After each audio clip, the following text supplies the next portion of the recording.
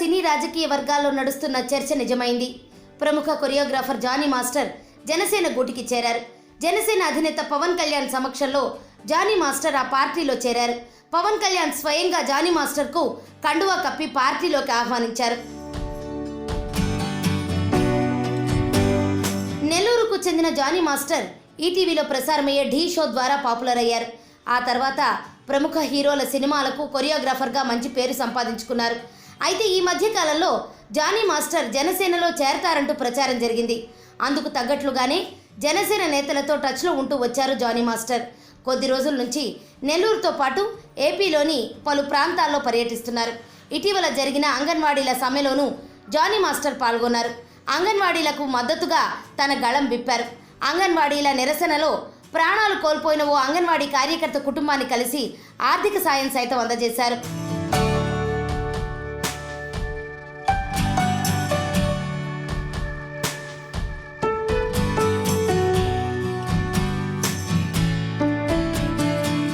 ఆ తర్వాత కాపు నాయకుడు హరిరామ జోగయ్యతో పాటు జనసేన నేత నాదెండ్ల మనోహర్ను సైతం కలిశారు జానీ మాస్టర్.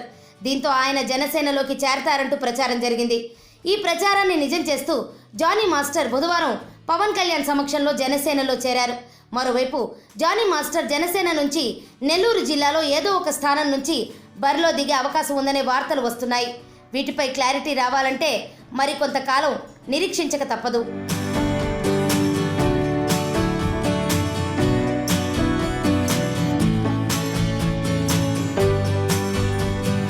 మరోవైపు కమెడియన్ పృథ్వీరాజ్ సైతం పవన్ కళ్యాణ్ సమక్షంలో జనసేన పార్టీలో చేరారు. ఇటీవలి కాలంలో జనసేన టీడీపీ కూటమికి అనుకూలంగా వ్యాఖ్యలు చేస్తూ వస్తున్నారు పృథ్వీ. అయితే గత ఎన్నికల సమయంలో పృథ్వీరాజ్ వైసీపీకి ప్రచారం చేశారు. జగన్ వెంటే నేను అంటూ వైసీపీకి మద్దతుగా ప్రచారం నిర్వహించారు.